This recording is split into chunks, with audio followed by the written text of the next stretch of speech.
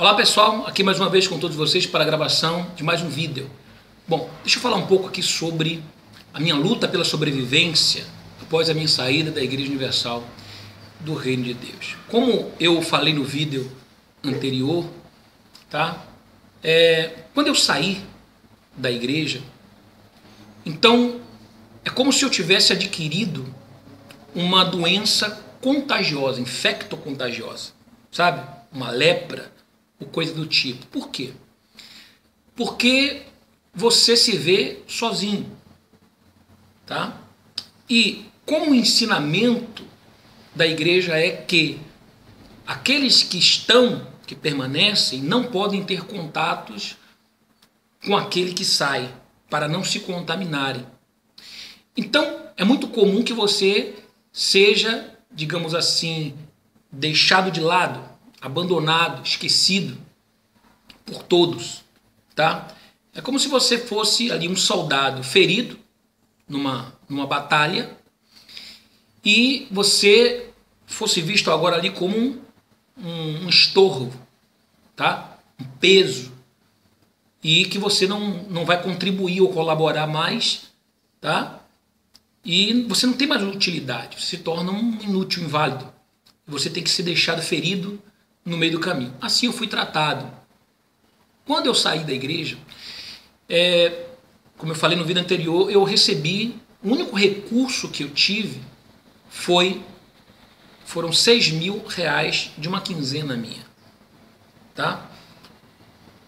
Vale aqui ressaltar que na Igreja Universal, o pastor ou bispo, ele não pode ter nenhum recurso guardado em bancos, certo? Então, a conta bancária dele é aberta pela igreja, tá?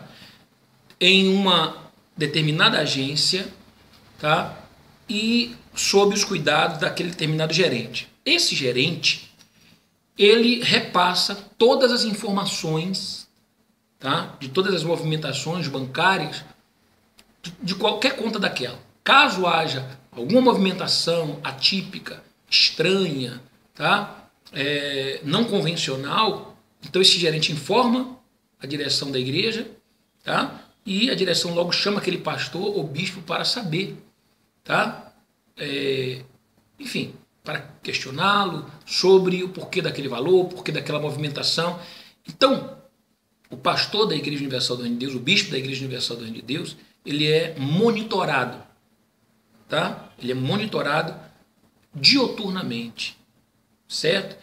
E ele não pode ter no seu nome, o mesmo que se aplica à questão da conta bancária, é também em relação a todas as outras áreas. Por exemplo, ele não pode ter um imóvel, uma casa no seu nome, ele não pode ter nenhum automóvel no seu nome. Todos os automóveis que os pastores e bispos usam são da igreja, de propriedade da igreja, estão lá no documento no nome da igreja. Então é a igreja quem dá a ele para usar, a igreja quem tira dele, tá? Inclusive isso muitas das vezes é objeto de ameaça também. Quando o pastor não está indo bem naquela determinada igreja, tá? O bem que eu digo é assim, como eu uso o termo, crescendo, desenvolvendo ali o seu trabalho, então logo ele ouve, olha, você vai perder o seu carro, você vai perder a sua igreja, e você vai perder a sua casa. Então, se ele estiver ali numa igreja considerada, digamos, médio porte, ele vai para uma igreja de pequeno porte. Naquela igreja de pequeno porte, ele também vai morar em uma casa de pequeno porte. E para essa condição, não necessita ter carro. Então, ele também perde o carro. Se ele estiver numa igreja de grande porte, então ele vai para uma igreja de pequeno porte, perde aquela condição da moradia de grande porte, do automóvel de grande porte, e assim sucessivamente. Então, o carro e a casa funcionam meio como que uma moeda de troca. Tá? Você trabalha bem, você vai morar bem, você vai ter um bom carro. Você trabalha mal, apresenta poucos resultados, ou resultados não satisfatórios, então também você vai morar mal, você também vai andar num carro inferior, e isso se aplica até mesmo ao salário, tá? Em muitos casos é reduzida a ajuda de custo que o pastor ganha.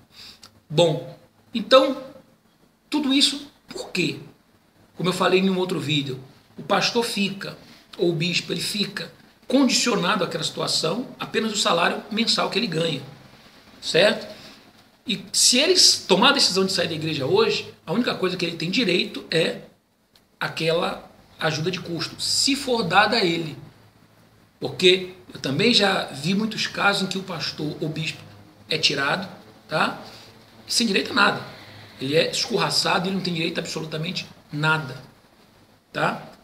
Isso independentemente de ser casado ou solteiro, de ter filhos ou não ter filhos, certo? A igreja, ela tem muito essa questão da, como eu falei em um vídeo também anterior, a igreja em primeiro lugar, ela condiciona a vida do pastor, tá? A igreja. Então vou dar aqui um exemplo. Vasectomia. É ensinado e disciplinado os pastores, tá? Eles passam por essa disciplina de que não devem ter filhos, certo? O que é contraditório com os valores da família ensinados pela igreja. Só que por que a preocupação de não ter filhos? Para que não traga mais despesas para a igreja. Um pastor solteiro, ele tem uma despesa X para a igreja. Ele tem a maior dificuldade para casar, né? Inclusive é dito para ele, para você casar, você tem que crescer. Se você crescer, você casa. Se você não crescer, você não casa. E aí, coitado, ele quer casar, ele quer uma esposa, não é verdade? Ele quer constituir uma família, ele não quer ser solitário. Então ele quer porque quer crescer, porque ele quer casar. Tá, aí ele casando, agora a igreja vai ter que alugar uma casa para ele, agora a igreja vai ter que aumentar o salário dele, certo? Bom, uma é a despesa do pastor casado sem filho, ou sem filhos, e outra é a despesa de um pastor casado com filhos. Então, a igreja logo disciplina, não pode ter filhos.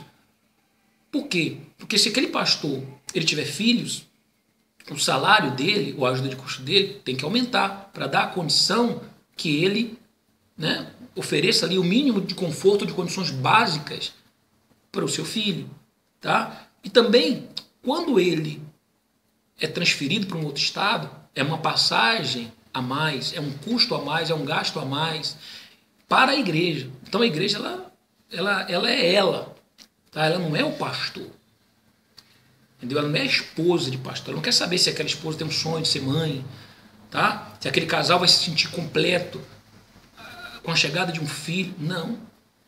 Por exemplo, e para isso, qual é uma prática também que a igreja ela faz? Ela contrata um médico, tá? E fecha um pacote com esse médico. Isso aconteceu várias vezes. É uma prática da igreja, tá certo? Pelo menos na minha época. Hoje não posso falar, tá certo? Mas ela contratava aquele médico e fechava um pacote. Por exemplo, 50 vasectomias. Pagava aquele médico, não era o pastor quem pagava. Isso aí a igreja tinha o maior prazer em pagar. Aí você pergunta, por quê? Não seria uma despesa a mais para a igreja? Não. Naquele momento, sim, ela estava se dispondo de um recurso para pagar as 50 vasectomias de uma só vez. Porém, a médio e longo prazo, seriam 50 aumentos de salários que ela não teria que dar a pastores. Seriam 50 passagens a menos que ela não teria que gastar com filhos de pastores, tá? Seriam 50 problemas a menos com filhos de pastores, porque como eu relatei em outros vídeos, a grande maioria, não generalizando, tá, gente?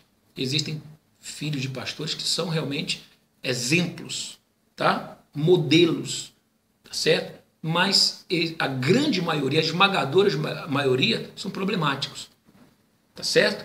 Então, seriam 50 problemas a menos que a igreja teria que administrar, porque o pastor, como eu falei em outros vídeos também, iria poder ter mais tempo para se dedicar só à igreja e não ter que dividir esse tempo para cuidar de filhos. Então, tudo isso é interessante para a igreja. E eu fui num desses pacotes. Por quê? Porque não é opcional. Você não escolhe, eu quero ou não quero fazer a vasectomia. Você é obrigado. Você é obrigado. Então, eu fui obrigado. E voltando àquela questão do questionamento, eu não podia questionar se eu queria, se eu não queria. Eu tinha que dizer sim, senhor. E fui até aquele médico, tá? E mesmo sem eu ter filhos, que inclusive isso é um procedimento que é, digamos assim, contra, tá, as leis da medicina, certo? É antiético, tá? Então, o médico fazia uma cirurgia de vasectomia se o casal não tem filhos. Então, por exemplo, eu não tenho filhos, nunca tive. E quando fiz a vasectomia, não tinha filhos. E não posso ter até hoje, porque sou vasectomizado e a minha vasectomia foi irreversível. Tá certo? Então, eu pergunto para vocês, nesse caso da vasectomia, se eu quisesse, por exemplo, optar, tá, por não fazer, eu não tinha esse direito. Tá certo? Eu não podia escolher entre querer e não querer. Tá? E o médico chegava lá, ele também não perguntava. Ele chegava e fazia. Entendeu? Saía um da sala, entrava outro, saía um, entrava outro. E naquele dia eram feitas 50 vasectomias em um dia só. Tá certo? Então isso era uma outra prática da igreja. Então, você não pode ter nada no seu nome. Então você não pode ter casa, você não pode ter carro, você não pode ter nenhuma reserva guardada, certo? E aí quando você toma a decisão de sair, dependendo da bondade daquele bispo, ele pode te dar ali a sua ajuda de custo. Tá? Se você for tirado, então, você é tirado sem condições nenhuma, você não recebe absolutamente nada, certo? E aí, quando eu saí, eu recebi 6 mil reais de ajuda de custo. Bom, mas eu tinha já compromissos assumidos, né? Mensais, aqueles compromissos que eu tinha. Eu me lembro que eu tinha 5.200 reais de compromissos que eu tinha. Então o que eu fiz? Quando eu peguei aqueles 6 mil reais, a primeira coisa que eu fiz foi pensar, bom, eu não vou ter aqui fora nenhum ganho. Então a primeira coisa que eu vou fazer é pagar quem eu devo. E eu fui e paguei 5.200 reais de dívidas. Tá? E fiquei apenas com 800 reais. Esses 800 reais, eu me lembro que um amigo, ele estava passando uma situação delicada e ele veio até a mim, né? Embora eu também estivesse passando por uma situação delicada, mas a dele era muito mais calamitosa do que a minha, e ele pediu aquele recurso, o único que sobrou, ele pediu emprestado, me prometendo pagar 200 por semana e que em um mês ele teria me devolvido esse dinheiro. Então eu fui e emprestei para ele aqueles 800 reais, fiquei sem nada, sem um real no bolso. Tá?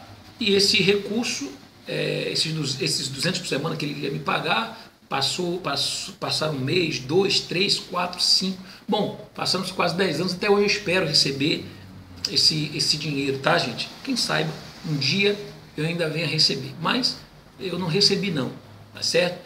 E ali eu me vi sem nada. Então, eu não tinha dinheiro para alugar uma casa, tá? Eu não tinha dinheiro para comer, certo? E aí o que aconteceu?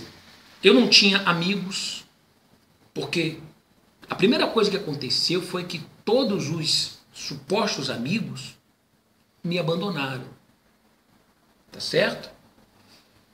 E aí vale uma reflexão a todos vocês, tá?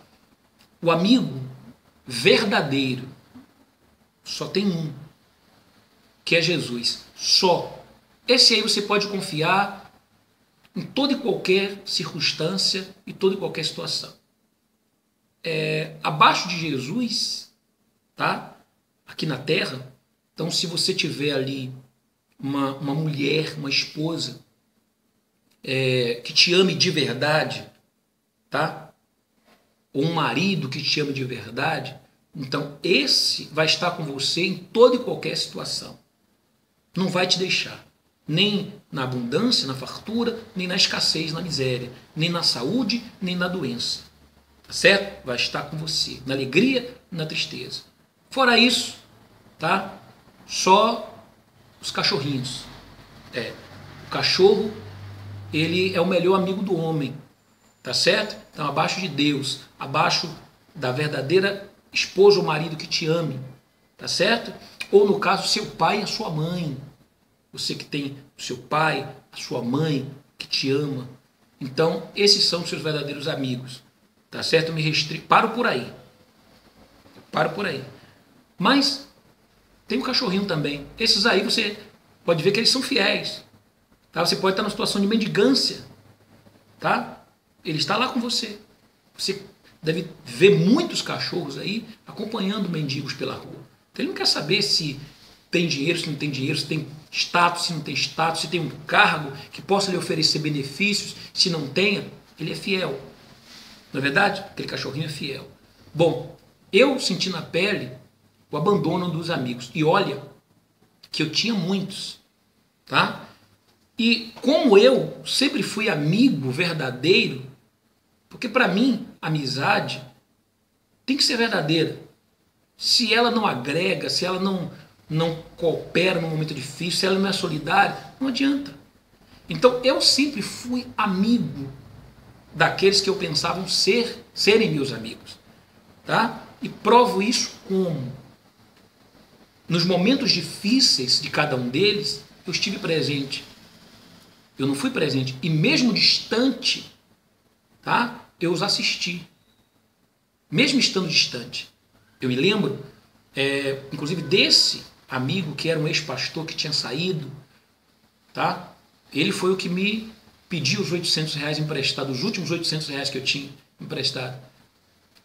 E eu emprestei para ele. Tá? Mas esse amigo, quando ele saiu da igreja, eu me lembro que eu estava em Curitiba, no Paraná, e eu soube do seu desligamento.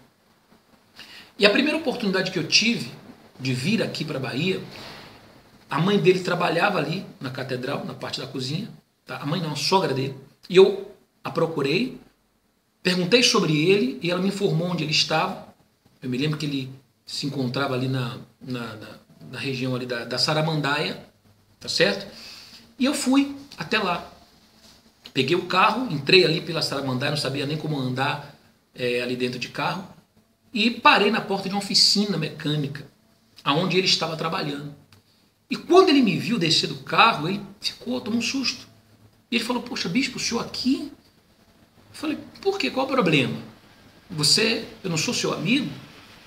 Não é porque você saiu que eu vou deixar de ser seu amigo, que eu vou te abandonar, que eu vou lhe virar as costas. Muito pelo contrário. Agora é o momento que você mais está precisando.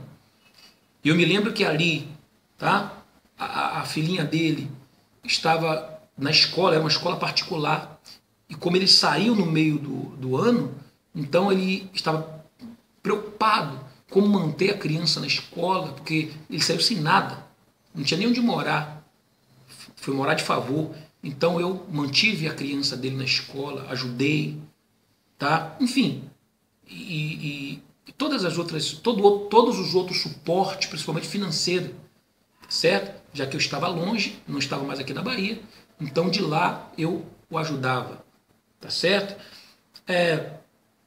Eu me lembro de uma suposta amiga. Essa daí dizia até que era minha mãe, ela era conhecida como minha mãe. Quem perguntava para ela, ela dizia, não, Natan é meu filho. Ela dizia, o bispo Natan é meu filho. Tá? Então ela se apresentava como minha mãe. As pessoas que me conhecem sabem de que eu estou falando. Tá certo? Sabem de que eu estou falando. Eu quando comecei, tá, os meus primeiros passos na igreja, então essa pessoa, ela era líder do grupo jovem, da igreja onde eu comecei. Então ela que acompanhou ali meus primeiros passos e nós criamos ali uma amizade.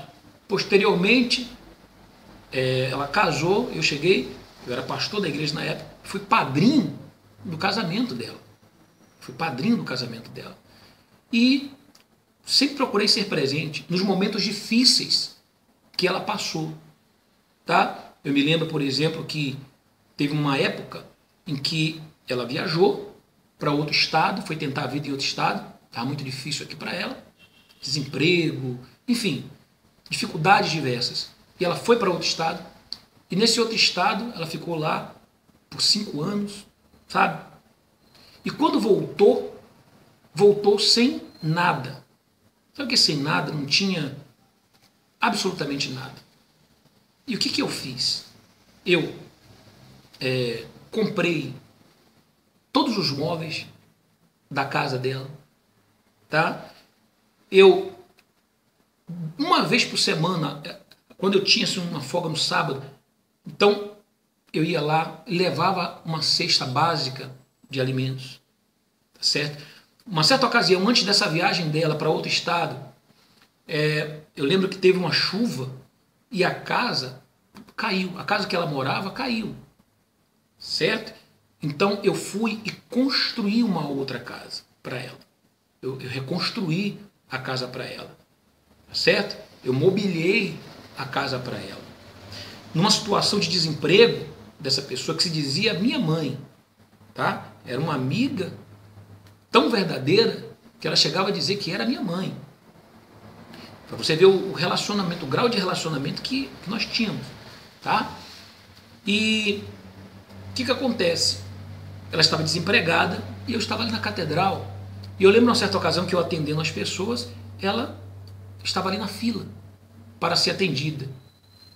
E eu a atendi, ela sentou comigo e tal, eu comecei a conversar com ela, ela falou, poxa, eu estou desempregada, não sei o que fazer, meus filhos passando dificuldade, necessidade. E o que eu fiz? Eu lembro que eu dei a ela um dinheiro e falei, olha, você vai tirar a sua DRT, tá? Sem esse documento, você não trabalha na televisão. Pronto, ela foi, tirou essa DRT, paga por mim. Quando ela terminou de tirar sua DRT, eu peguei e a coloquei para trabalhar ali na televisão da catedral, tá certo? E hoje essa pessoa, ela é diretora da televisão ali na catedral, da televisão da igreja, tá certo? É diretora da televisão da igreja. Bom, quando eu saí, eu me lembro que essa pessoa que eu ia na casa dela todos os sábados, levar mantimento, essa pessoa que eu reconstruí a casa, essa pessoa que eu mobiliei a casa, essa pessoa que eu paguei para tirar a DRT dela, essa pessoa que dizia ser minha mãe, quando eu saí, eu me lembro que ela me fez uma ligação. E nessa ligação que ela fez, ela disse, olha, é verdade que você saiu? E eu falei, é verdade. Eu pedi meu desligamento. E ela falou, tá bom, então mais tarde eu vou te ligar para a gente conversar melhor. Eu falei, tá bom. E ali para mim, naquele momento, ela devia estar ocupada, né, com as suas atividades, e ia separar um momento para me ligar, de maneira que a gente marcasse e pudesse conversar pessoalmente. Só que, até hoje, fazem 10 anos, e essa pessoa, ela simplesmente me abandonou, tá? Claro que ela não poderia falar para as pessoas que me abandonou, porque isso aí ficaria muito feio para ela. Isso aí mostraria como que essa pessoa ela era ingrata. E para mim, o pior tipo de ser humano que existe é o ingrato. Esse não merece nenhuma credibilidade. Esse não merece respeito. Esse aí não merece nada. Esse aí não vale o pão que come. Tá certo? Por quê? Porque não sabe reconhecer, não sabe estender a mão para aqueles que um dia lhe estenderam a mão, lhe socorreram. Tá certo? Então, o que aconteceu desses 10 anos foi que, depois dessa primeira ligação, 6 meses depois, então essa pessoa, ela foi lá na minha casa, saber como é que eu estava, né? 6 meses depois, então ela apareceu lá de carro, até de surpresa, chegou, ficou ali 15 minutos. 15 minutos. E aí, perguntando, na verdade, mais querendo saber, tá, como é que eu estava, certo? Não porque estava preocupada, porque 6 meses depois eu poderia já ter morrido de fome. Não é verdade, gente? Bom, e aí depois saiu, foi embora. Eu lembro que na semana seguinte era o meu aniversário e aniversário também de um casal de filhos gêmeos dela, que faz aniversário no mesmo dia que eu, 20 de maio. E aí essa pessoa disse, olha, semana que vem é aniversário dos meus filhos, seu aniversário, vamos sair para almoçar juntos e tal. Bom, eu espero esse almoço até hoje, eu espero ela chegar até hoje. Sabe quando que ela voltou a ter contato comigo? Aí, como eu frequentava nessa época a igreja, em Piripiri, então tinha uma pessoa lá que trabalhava com ela na televisão. E essa pessoa, sempre que eu saía ali da igreja, quando terminava o culto, me procurava e dizia, olha, a fulana de tal, ela pediu para você deixar o telefone, que ela perdeu. Eu disse para essa pessoa, olha, eu não vou deixar telefone, eu não vou dar telefone, porque eu já deixei umas 2, 3 vezes com você mesmo, e se a pessoa está perdendo todas as vezes o telefone, é porque esse telefone não tem importância para ela. E o pior de tudo, se ela pega o telefone e sequer liga, entendeu? Então ela não merece ter o meu telefone. E não dei mais o telefone, tá certo? E o último contato que eu vim ter com essa pessoa, isso há uns 3 anos atrás, 2, 3 anos atrás, foi num velório, tá certo? Um sepultamento. Então houve ali a morte, tá? do filho do esposo dela, porque ele já, no caso, era casado com ela, tinha um filho. Então houve o falecimento. E eu, quando soube de onde eu estava, eu saí, fui prestar minha solidariedade, fui ao sepultamento, mesmo com todas as minhas ocupações, tá? Eu já estava fazendo parte do quadro de pastores da Igreja Mundial do Poder de Deus nessa época.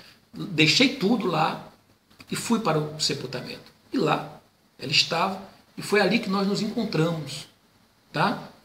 E ela tratou como se tudo estivesse normal. Sabe o que eu fiz? Eu simplesmente tratei ela como se eu tratasse qualquer outra pessoa, tá? Com a mesma importância, tá certo? De alguém que para mim ali no passava era como se fosse uma outra pessoa qualquer, tá bom? E nunca mais tive contato com ela. Claro que quando as pessoas perguntam para ela sobre mim, ela não pode dizer que me abandonou, tá? Porque alguém vai questionar ela. Puxa vida, mas como pode alguém que te ajudou tanto e hoje você nem sabe onde ele está, como é que ele está, se está bem, se está vivo, se está morto, se está precisando de você, se não está precisando de você? Então, eu estou relatando isso aqui para que você entenda que amigo verdadeiro só tem um, que é Jesus. Tá certo? Sua mãe, seu pai e a sua esposa ou seu marido, se te amar de verdade. Fora isso, tá? Você tem colegas, você tem parceiros de trabalho, de projetos, tá? Você tem conhecidos, mas você não tem amigos de verdade, certo? E muitos outros, tá? Se eu for aqui relatar, eu passaria aqui muito tempo falando sobre situações como essa, mas eu vivi isso.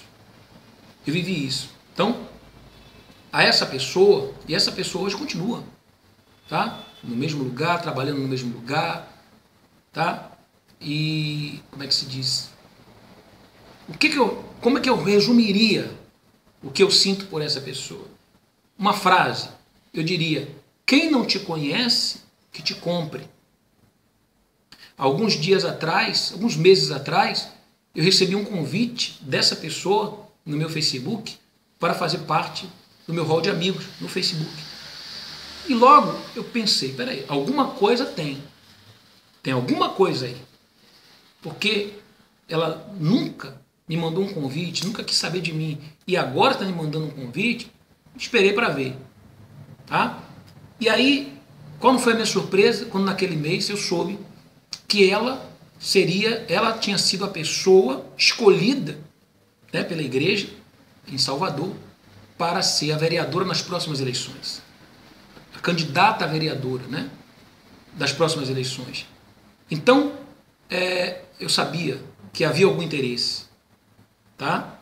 Então, eu tinha aceitado e a excluí imediatamente do meu rol de amigo. E não quero ter mais nenhum contato com essa pessoa. Aí você fala assim, por que eu sou guarda-mágoas? Não, eu guardo todos esses acontecimentos e sei que não é uma pessoa que vale a pena eu ter amizade nem contato, não me agrega nenhum valor. Aqueles que acham que deve, tá? Que acham que é uma boa amizade, é até passar pelo que eu passei.